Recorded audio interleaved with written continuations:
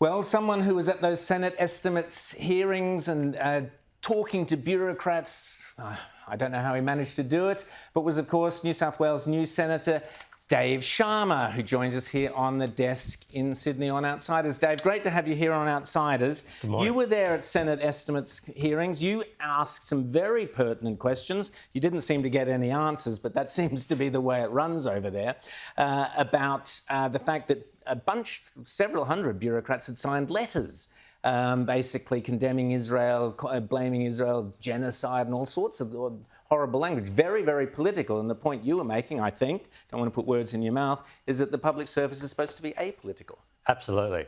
So there's a letter that's apparently been signed by 871 public servants, federal, state and local government. But in it, I mean, they condemn the government's policy, they demand changes in government policy, they sign their names to it, they put their departments. This is not what a public servant is meant to do. Public servant meant to serve the elected government of the day. So I did take this up with the Secretary of the Department of Arts, and I'll be taking it up next week as well with all other secretaries. It's unbelievable. It's outrageous that, you know, it's up there with the ABC journalists. You know, it's worse in some respects. The ABC journalists, at least, they have a public voice. Public servants are meant to be advising ministers, but they're not meant to be taking part in publicly advocating for government. Now, the Sydney Morning Herald had a go at you this week for appearing with David Adler and the Australian Jewish Association. David Adler's often on this show and on Sky. They had a go at you, which was pretty lowbrow. You were the ambassador in Israel. You were the member for Wentworth for a long time, a large Jewish constituency. What has been the impact of October 7th on the Jewish communities of Australia, and have the government done enough to address that? Well, the impact has been massive. I don't think the Jewish community in Australia has ever felt as unsafe or threatened as they have in the wake of the 7th of October. And I think, frankly, they've been let down by their political leadership in their government. It's failed to give a clear signal about the unacceptable rise in anti-Semitism. And as a result, it's given licence to a whole lot of, you know, awful sentiments towards Jewish people that have basically been allowed to run rampant.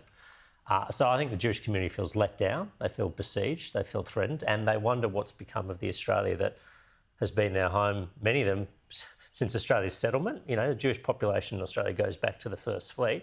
Many of them who came here in the wake of the Second World War, fleeing the Holocaust and building a life here, many of whom have helped make Australia tremendously, you know, prosperous, successful, innovative, culturally enriched nation, and they're wondering, is there still a home for us here? Are we still welcome here? Well, I want to get back to this hit job the Sydney Morning Herald launched against you and the Australian Jewish Association. What's your response to that? Because they quoted Labor MPs who were accusing you of encouraging extremism. I'm laughing because it's so utterly absurd on the face of it, but this was in a major Australian newspaper. What's your response to it? Well, look, the Australian Jewish Association represents part of the Jewish community in Australia. I don't pretend they don't pretend they represent all of it. And as far as I'm aware, they have not been calling for the destruction of a nascent Palestinian state. They have not been saying death to Arabs or gas the Arabs. They have not been agitating protests. They have not been calling for property damage. But we have Labor MPs who meet all the time with the Australian Palestine Advocacy Network. Penny Wong met with Nasser Majni just a few days after the October 7th attacks. Now, our APAN has called for the destruction of the Jewish state, the elimination of the state of Israel. They're behind this letter, open signed letter by public servants. They're behind a number of the protests on university campuses. But that's not supporting extremism. For some reason, that's okay. That's not supporting but extremism. with a Jewish organisation is not. James. Senator, I want to ask you, though, about Anthony Albanese's performance through all of this since October 7th. It seems like time and time again he's had to be dragged to do the right thing and speak, you know, on the side of Israel and in support of the Jewish community, while at the same time playing footsie and saying something else to other communities. How would you rate the job that the Prime Minister has done? And do you think that he has control of the narrative, or is the narrative on the issue for the government now being controlled by A, the Greens and hard left members of the Labour Party, and B, by some other multicultural communities that are quite anti-Israel? I don't think he has control of the narrative. I don't think he's been leading on this at all. I think the most generous assessment you could say of him is he's been like a deer in the headlights. He's sort of reacting to whatever's just happened, but he doesn't have a view of what the position is that he should be taking or the government should be taking. And you've got, tremendous ill discipline amongst all his senior front bench, which means there's a whole variety of messages out there and the community doesn't know what it is that they're trying to listen to. He had a Labor MP in the upper house repeat the phrase from the river to the sea. Now, what action has he taken there? I know he has said that is a phrase that is unacceptable, that promotes violence, and then he has his own MP utter those words. What's he doing about it? What strong action is he taking? Nothing. The truth is he hasn't even spoken to her about this. There's been no discipline, no consequences. You've got to remember, in any other area, Labor is a tightly run, highly hierarchical, disciplined, organised machine. You don't get to speak out against Labor policy in your political career survive. There's not a sort of, broad church. No, exactly. Exactly. But the fact that this has been allowed to run, it suggests to me that they're almost trying to send out a whole lot of multiple messages to multiple communities.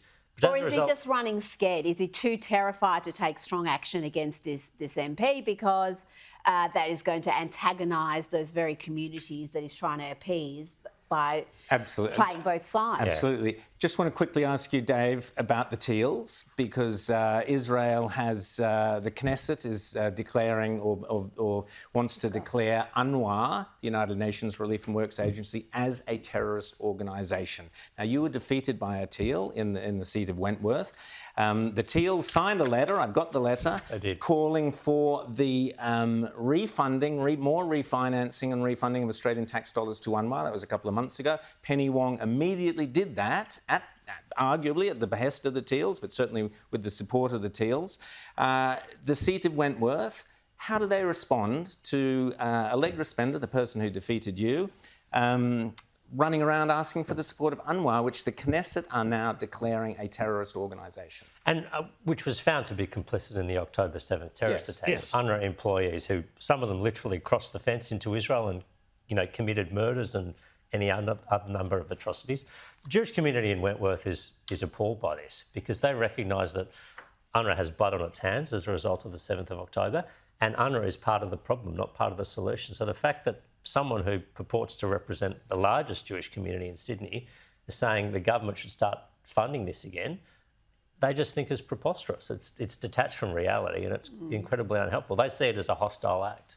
Well, I think they've got the next election in which they can perhaps correct that error that they made. Dave Sharma, thanks for coming on Outsiders. Always great to chat to you and good luck there at Senate estimates next week. Look forward to seeing what you're going to do there. Fantastic.